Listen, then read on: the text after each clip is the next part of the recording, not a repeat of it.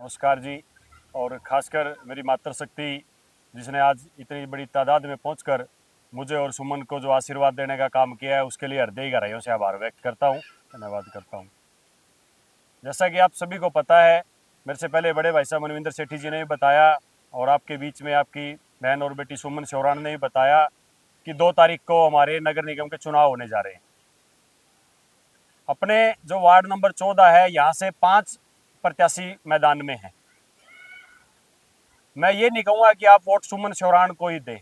मैं आपको कहूँगा 1 नंबर से लेकर के 5 नंबर तक जितने भी प्रत्याशी हैं, आप उनके बारे में सोचें, उनको देखें, उनके बारे में सुनें। क्या आप में से कोई भी उन 4 प्रत्याशियों को जानता है? और एक सुमन श्योराण है जो मेरे साथ और आप सबको साथ ले करके हर एक संघर्ष की लड़ाई में साथ रही है, और उसी के आज बदौलत इस जगह पे हम खड़े हैं कि पूरे शहर में आपके इस आशीर्वाद के कारण पूरे शहर में हमारा नाम जाना जाता है कि भाई कोई सेक्टर 16-17 के रहने वाला जितेंद्र श्योराण है। चाहे मैं आज 9-11 में रहता हूँ, लेकिन आज भी नाम कहीं बाहर जाते हैं तो यही बोलते हैं कि जितेंद्र श्योराण कौन, 16-17 वाला। जैसे जब मैं पहले यहाँ रहने आया था तो मुझे बोलते थे कि जितेंद्र श्योराण कौन, कहते दौलतपुर वाला। तो मुझे जो पहचान मेरी बदली है और जो इतना बड़ा नाम और मुकाम मुझे दिया है, वो सब आप लोगों के आशीर्वाद की बदौलत है, आप लोगों के साथ और प्यार की बदौलत है। तो आप लोगों को वोट डालने से पहले सिर्फ इतना सोचना है कि क्या हमने भी पिछला चुनाव लड़ा था और उसमें भी बहुत बड़ा आशीर्वाद सबका मिला, लेकिन किन्हीं थोड़े मोटी गलतियां या थोड़े बहुत कारणों से हम वो चुनाव हार गए।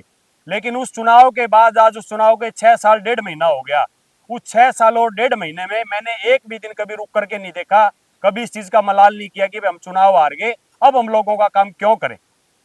और जो आज दूसरे 4 प्रत्याशी मैदान में हैं, आप ये देखना जैसे ही सुमन श्योराण जीत के घर आएगी, वो 4 प्रत्याशी आपको आने वाली 5 साल तक, जब तक चुनावी बरसात का मौसम शुरू नहीं होगा, एक भी उनमें से किसी आपको ही दिखाई नहीं देगा।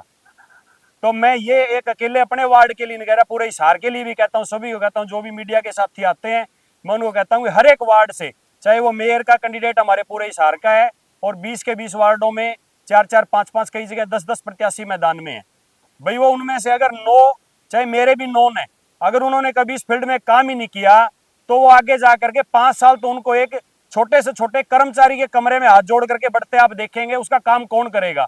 और एक हम आपके बीच में जांचे परखे हैं जो एक बड़े से बड़े अधिकारी को भी पकड़ करके आपके बीच में बैठा करके आपका काम करवा सकते हैं।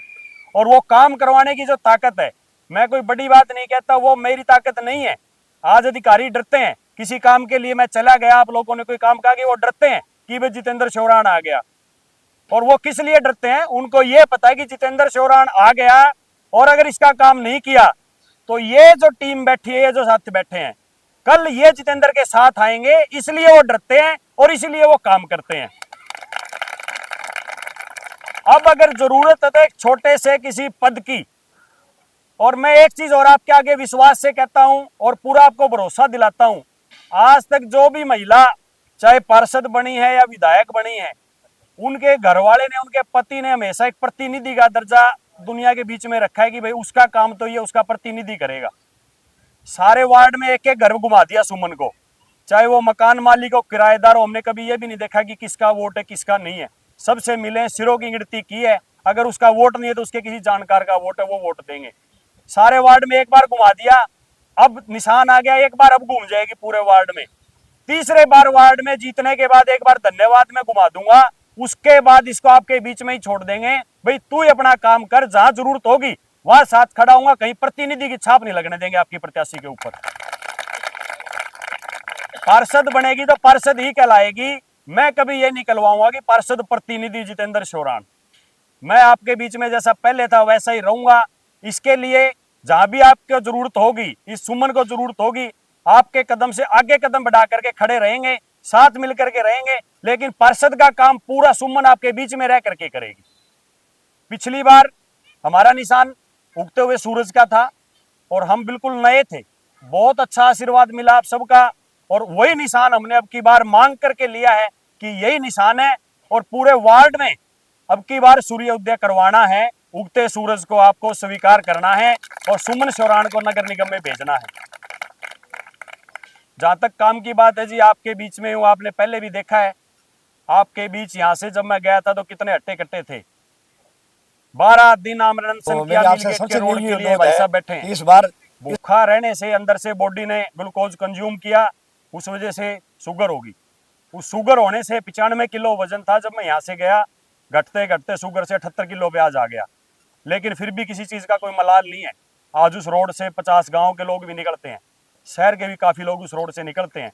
कोई एक आदमी आके कहता है कि जितेंद्र जी आपने रोड बनवाया, बड़ा अच्छा लगता है, तो दिल में सुकून मिलता है, बीमारी कुछ नहीं है। अब भी आके आपको यही विश्वास दिलाते हैं, एक भी कोई काम ऐसा नहीं होगा जो आप कहोगे वो पूरा नहीं होगा। आपको भी पता है कि आप लोगों का आशीर्वाद दे करके इतना लड़ने के लायक बनाया है, जब गांव से आकर के आपने इतना बड़ा नाम और इतने बड़े मुकाम तक पहुंचाया है। और जिस दिन जीत करके आए उस दिन आपको भरोसा और यकीन दिलाते हैं, एक भी किसी चीज़ की कमी नहीं रहने देंगे, आपके बीच में रहेंगे, ना कभी सरकार की गोद में जाके बैठेंगे। अगर ऐसा हमें लालच होता तो पिछला विधानसभा मैंने दुष्यंत चौटाला वाली पार्टी से लड़ा।